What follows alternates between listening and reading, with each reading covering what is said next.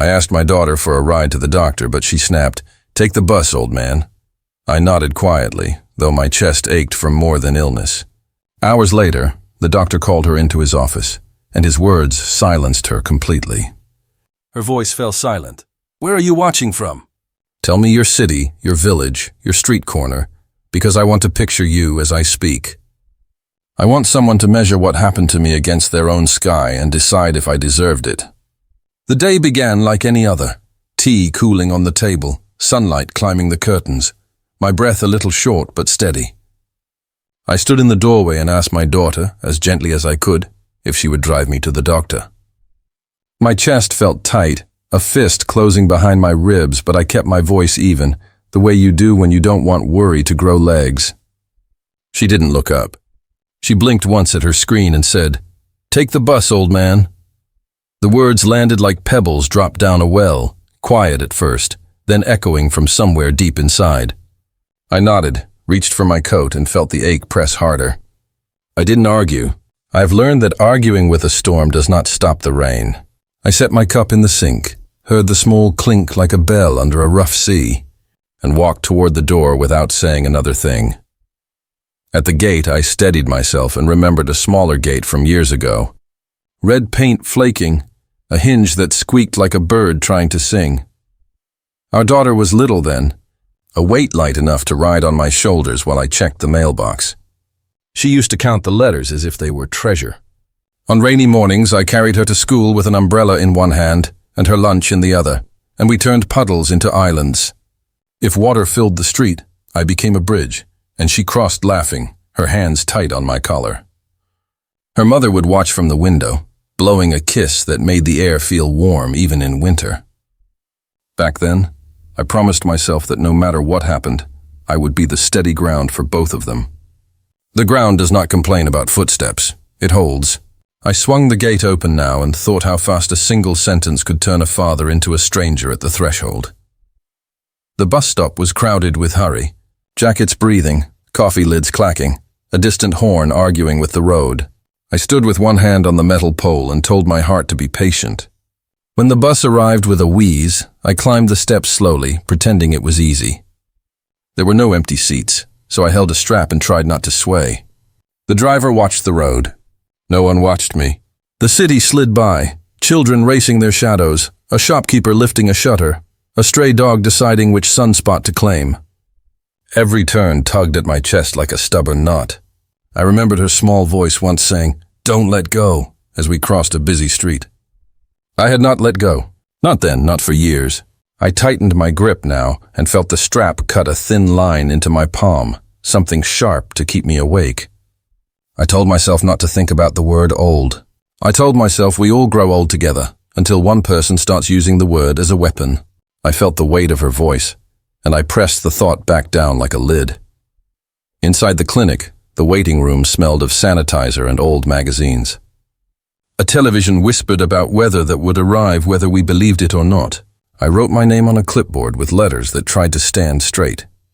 The nurse told me to sit and wait, and I did, because that is another thing old men do well. I checked my phone. No message. Not even a simple "Did you reach?" A boy with a bruised knee stared at me with open curiosity. His mother offered me an apologetic smile, and I gave her one back to let her know no harm was done. Time stretched thin and tight like plastic pulled across a bowl. Every breath felt counted by a hand I couldn't see. I closed my eyes and pictured the lake near our first apartment, the way pine sap smells like clean work. I thought of my wife's laugh when I pretended to dance badly just to make our baby girl clap. I counted slowly to 50 and then to 50 again, because counting gives shape to minutes that don't want to hold still. The clock hands moved, but they didn't move any faster for me. Time rarely does when you want it to. The first good years deserve to be told properly. I met my wife near the lake when the pines were giving off that clean, sharp smell that makes you want to stand up straighter. She laughed at how seriously I examined peaches at the market. She said I looked like a man who would return a fruit if it disappointed him. I told her I kept only what was sweet.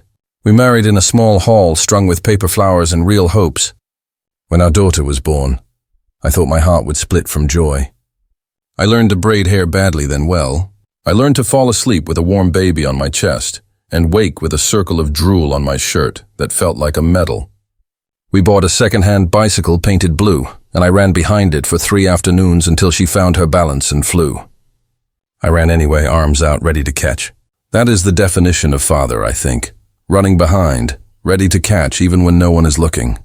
We made a life of small, true things.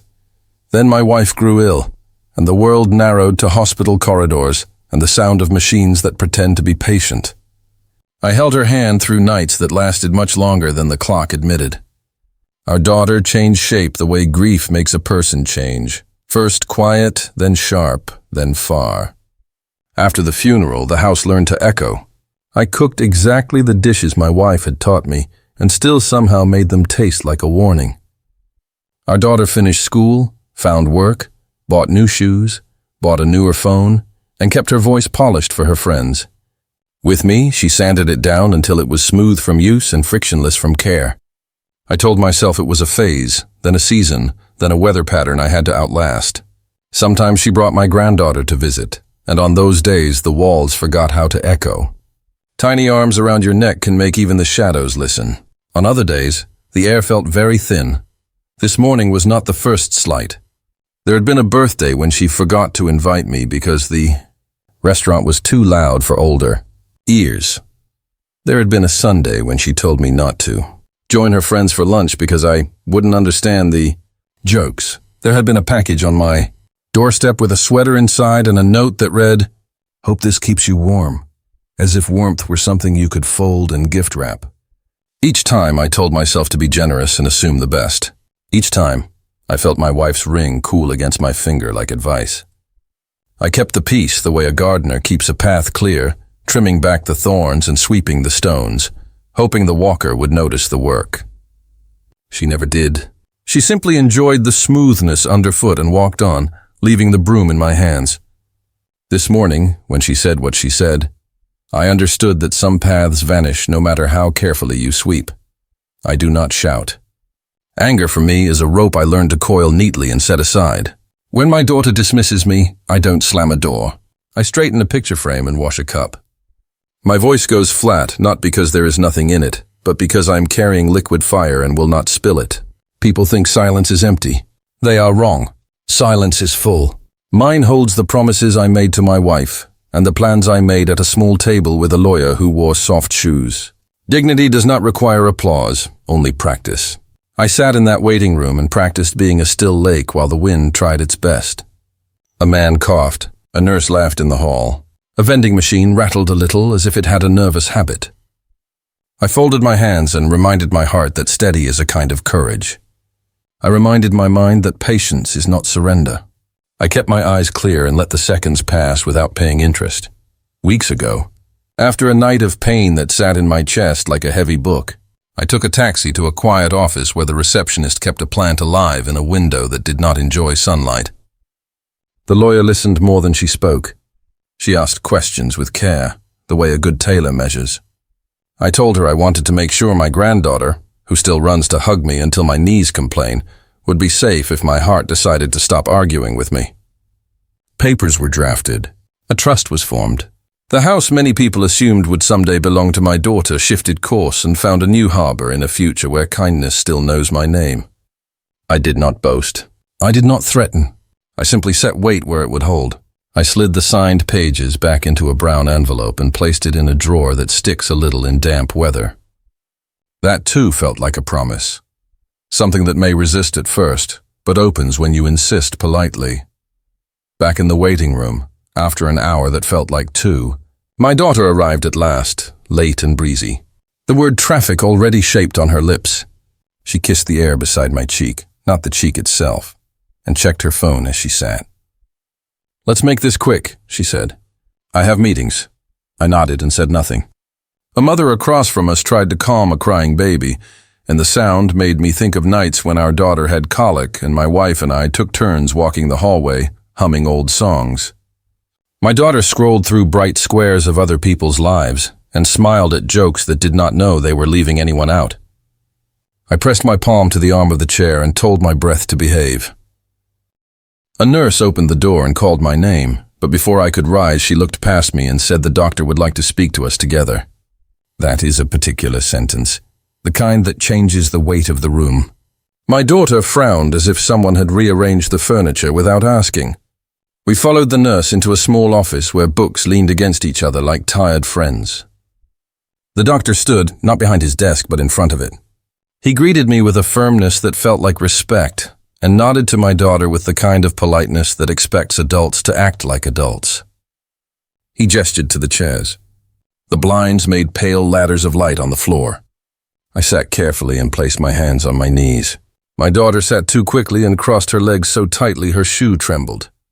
The doctor waited until the air stopped moving. His voice, when it came, reminded me of old floorboards, the kind that keep a house honest. He began with numbers, but I have learned to request plain words.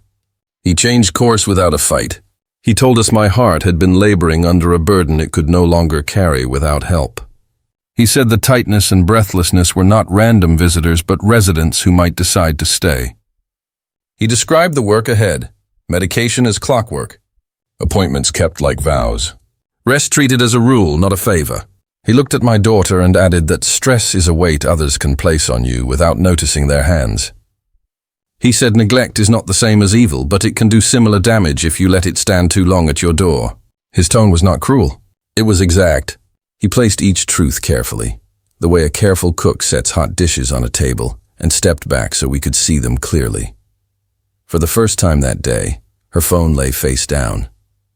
She folded her hands the way she used to fold paper boats, concentrating so hard she forgot to breathe. The doctor's words did not accuse, they revealed. In that calm light, she saw the bus, the strap in my shaking hand, the long morning I did not want. She saw herself reflected in a window she had not noticed until someone cleaned the glass. She turned to me, opened her mouth, and no sound came out. The arrogance that had carried her into the room slipped, like a jacket whose buttons have come loose. Color drained, then returned in a shy, uncertain flood. Her eyes were wet and wide in a way I recognized from years ago, when a child realizes she has broken something she cannot replace. The doctor waited. I waited. The room held its breath with us, a kind of quiet that has edges. Her lips trembled once, then stilled. Her voice fell silent. In the hush that followed, the clock seemed louder, and I could feel the shape of the path ahead, narrow but clear, if we both learned how to walk it. We sat there a long moment after the doctor finished, the blinds drawing pale ladders across the floor, her phone silent for once, my breath slow and careful so it wouldn't scrape. When he stood, he thanked me by name and asked the nurse to bring a sheet with simple instructions. He said he would call next week to see how I was managing, and looked at my daughter in a way that said, "People are not machines. They cannot be ignored until they are needed." In the hallway, she reached for my elbow, not quite touching. "Dad," she whispered, the words small and unsteady. I didn't understand. I nodded, not trusting my voice, because I knew if I spoke too soon it would come out as something that sounded like mercy and felt like surrender. We walked past the blood pressure posters and the water cooler that gurgled like a quiet creek, and we stepped into open air that smelled like dust and hot tires. The day was the same outside, traffic elbowing, pigeons arguing, a siren testing its lungs, but something in the middle of it had changed, and she could feel it too. In the car, she kept her hands at 10 and 2 like a student driver, and the silence between us shifted from heavy to useful, like a bandage that presses just enough. "Do you want to stop for tea?" she asked finally, voice careful. "Drive home," I said, flat, almost gentle. I watched the city move around us, the man sweeping his shop front with long, patient strokes, the teenage boy practicing a bicycle wheelie and failing without shame, the old woman on the bench counting her coins twice because counting makes the world hold still. We hit one of those useless red lights that seem to exist only to test manners. She glanced at me, swallowed, then faced forward again. "I will take time off," she said, rushing now as if speed could earn forgiveness. "I'll set reminders for your pills. I will work from the house. We can make a schedule." I let the words stack up like boxes in a hall, knowing most of them were empty for now. Promises are easy in the soft light of worry. Keeping them in the hard light of mourning is the work. At home, my granddaughter's drawing was still on the fridge, a stick figure me with a crown of crooked hearts and a dog we did not own. The sight of it softened something in my chest that pain had not touched. She wasn't there that day. She was at school learning the shape of letters and the difference between careful and careless. My daughter hovered near the kitchen like a stranger at a doorway. "Sit," she said, pulling out a chair. "I'll make lunch." She stood too long with the refrigerator open, as if the cold air would tell her what to do, then took out eggs and bread and began to move in small, awkward circles. I watched her make an omelet the way a person reads a language they used to know, slowly, stumbling, willing meaning to arrive. The pan hissed. The knife tapped. The window breathed a little. "Do you need water?" she asked. "I can get it myself," I said. But I let her bring the glass and set it down, careful not to splash. She kept nodding to herself, as if agreement with her own good intentions might be enough to keep them standing. She tried to smile and failed, then tried again, and this time the corner of her mouth lifted like a curtain testing light. We ate in a small silence that pretended to rest. She kept starting sentences and stopping them. "I shouldn't have. It wasn't. I thought." Each fragment floated and sank. I chewed, slow, like a man learning a new prayer. After we finished, she gathered the plates too quickly and nearly broke one, then held it to her chest as if apologies could be cradled. I waited until the water stopped running, until the sink gave its last sigh. Then I stood and walked to the cabinet where the brown envelope rested behind a stack of old receipts and a jar of rubber bands that had forgotten how to stretch. I took it out and held it the way the doctor held his words, steady, deliberate, not for show. "We need to talk," I said. She turned, saw the envelope, and color drained from her face in a careful, organized way. We sat again, and I placed the envelope on the table between us like a map folded to the exact place where the road changes. "I met with a lawyer," I began, and her eyes flashed with a fear that belonged to someone who was only ever prepared to inherit joy, never responsibility. "I wanted to make sure that your daughter," I said her name here, the small, sweet name that always tastes like honey to me, "is protected. The house, the savings, the land your mother loved to walk, all of it is placed in trust for her. A trustee will manage it until she is grown. The documents are here." I tapped the envelope once. "The trust does not pass through you. It does not depend on your mood. It does not ask whether traffic was heavy today." The words were cool. I had stored them in shade for weeks and they came out clean. She opened her mouth to argue, then closed it and shook her head. Not in refusal, but as if she was trying to wake herself. "Dad," she whispered, "why?" The question arrived late to a party the answer had been hosting for months. "Because love is something you do, not something you claim," I said. "Because I will not let a child pay interest on her mother's arrogance. Because your mother believed we were building a home, not a prize. And because this morning you told me to take the bus, I did. Now you will learn to walk." She reached for the envelope with trembling fingers, then pulled her hand back as if paper could burn. "I can help," she said quickly, stacking fresh promises. "I will be better. I will be there. Appointments, medicine, everything. I'll drive you wherever you will drive me where I need to go because you are my daughter," I said, voice level. "Not because of an envelope." I slid the papers toward her. "Read them anyway. There is a clause you should know." She pulled the documents out with careful, jerky movements. Her eyes scanned, slowed, scanned again. She found the line that mentions her name. "Limited powers regarding day-to-day expenses for the child only, subject to review and removal for cause." The lawyer had written it in language that held still under pressure. "What does this mean?" she asked, the question already answered by the thickness of the words.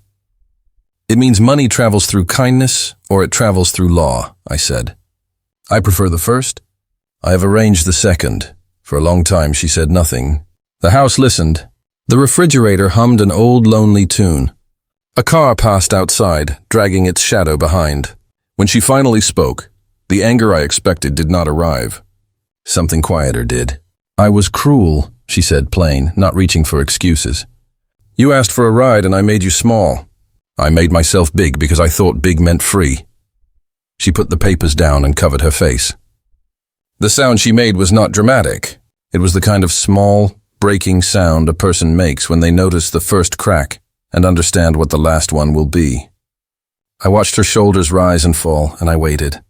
Grief has to come out of its own door. You cannot push it through a window. When she looked up again, her makeup had drawn black commas under her eyes, punctuation for a sentence she had not been brave enough to speak before. "I miss her," she said, and the word "her" filled the room with a warm ache. "I miss Mom every day. I think I made myself hard to survive it. I told myself you wanted to be alone. I told myself you were fine because you always were. And I told myself everyone's father learns to take the bus." I let her talk. Let the words bruise her mouth on the way out. "I will earn back trust if you let me," she said. "Not because of this," she tapped the papers, "but because you are my father." She reached across the table and finally touched my hand. Her fingers were cooler than mine. "Let me try. Trying is good," I said. "Keeping is better. If you want to keep this, then listen." I outlined the plan the doctor had given. Medication times like clock chimes. Low salt. Daily walks in the hour when the light is soft. Follow-up visits that are not postponed for trivial reasons with brave names. "I will hire a nurse 2 afternoons a week," I added, and saw pride sting her. "Not because you cannot," I said before she protested, "but because one shoulder cannot carry a house. Your mother taught me that, though she used different words. You can help, if help means doing the work when no one claps." She nodded like a student promising to bring sharpened pencils. "And the trust?" she asked. "It remains," I said. "Time does not run backward. Your daughter will know that security can arrive from love, even if love had to pass through a storm to get there. If you need help, you will ask the trustee and show receipts. If you act with care, doors open. If you act with carelessness, doors close. That is not revenge. That is structure." Evening came on slowly, as if the sky were learning not to rush. She made tea without breaking anything this time, and set the cup before me with both hands, a small ceremony. We sat close enough for the table to feel warm between us. "Do you forgive me?" she asked, eyes steady for the first time. I sipped and placed the cup down so gently the saucer did not complain. "Forgiveness is not a switch," I said. "It is a path. I am on it. Walk next to me, not ahead to pull me, not behind to push me. Next to me." She nodded and folded the papers back into the envelope with new respect, as if paper could learn from how you touch it. She slid it toward me. "Keep it," she said. "I know where it lives. That is enough." I took it and returned it to its place above the sticky drawer. The way you return a book to a shelf after memorizing the page that matters. When my granddaughter came home later, she ran in full of the day's secrets, and her laughter filled all the corners that worry had been renting. She climbed onto my lap as if no new law, medical or legal, could change that right. "I drew another picture," she announced, and unfolded a square of paper where I had a cape this time, a hero borrowed from simpler cartoons. My daughter watched from the kitchen doorway, her face soft with something that looked like the first day after winter, when the air surprises you by not biting. "Grandpa is strong," the little one said. "I am strong enough to know when to sit," I answered, and she giggled as if wisdom were a joke that tasted like candy. We ate simple food and told small stories. No speeches, no corrections. Just the ordinary magic of forks on plates, and a child remembering to say please without being reminded. I did not intend a grand flourish for what came next. Justice is better served in a clean cup than a silver goblet. But near the end of the meal, when the little one had wandered to the living room to build a city of blocks that obeyed all her rules, I turned to my daughter and spoke in the same calm voice I used when teaching a child to tie laces. "Tomorrow," I said, "you will call your manager and arrange a schedule that includes the appointments the doctor ordered. You will attend the first 3 with me and listen. You will learn my medications by name and shape. You will buy a weekly pill organizer and fill it under my eye, and when I nod, you will close it. You will put the clinic's number in your phone as a favorite. You will check on your child's homework and your father's blood pressure. You will not confuse the two." She did not flinch. "Yes," she said. "And you will rest," she added, surprising us both with the sudden strength in her tone. "And I will drive." I allowed myself a small smile, the kind that lifts only one corner. "You may," I said. "Practice now and then. There will be buses you need to take too, to visit your pride where it lives." When we cleared the table, she touched my shoulder and held it longer than habit requires. "Thank you," she said, and the words did not feel like a receipt this time. After she put her daughter to bed, we stood at the doorway of the small room with the glow-in-the-dark stars on the ceiling. "She thinks you wear a cape," she whispered. "She is not wrong," I said, "but I prefer a sweater." We both smiled at that and walked back down the hall without stepping on the squeaky board that always wakes the house's memory.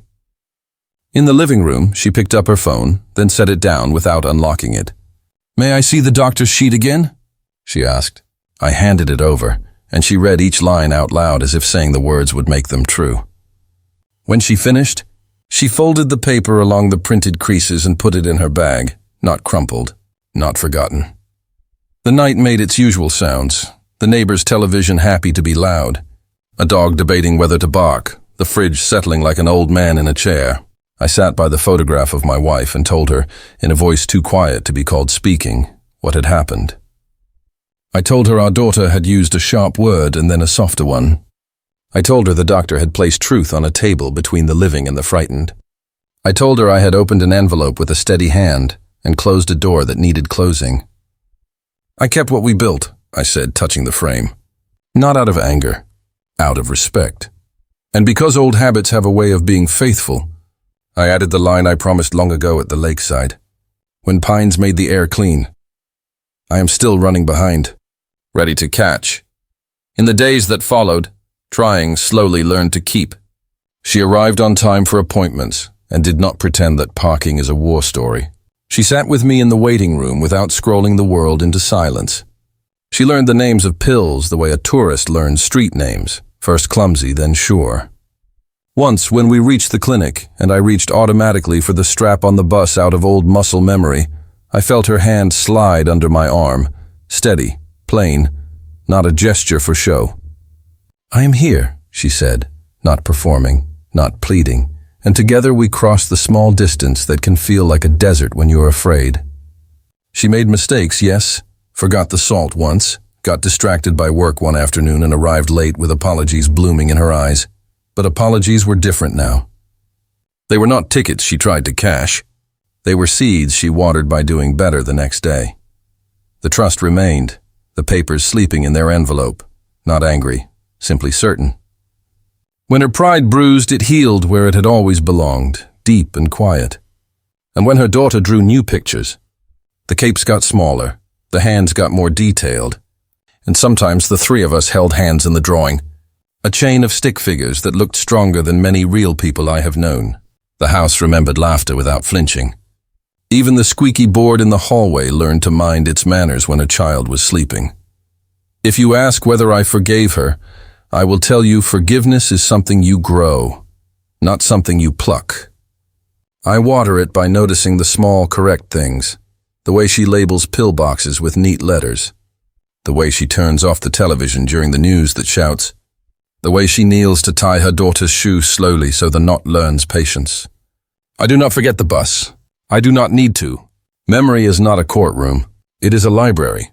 You choose what to open, when, and you try to read even the hard chapters with light beside you. One evening, as we sat watching the child build a city where all the roads meet safely in the middle, my daughter touched my sleeve and said, "Do you want a ride to the lake tomorrow?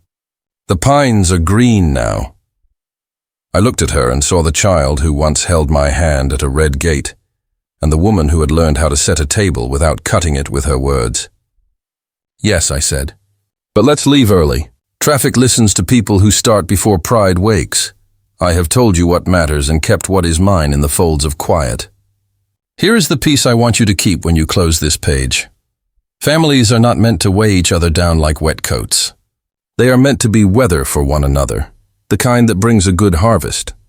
If someone tells you to take the bus when you need a hand, remember that silence can be a road if you lay it straight and walk it long enough.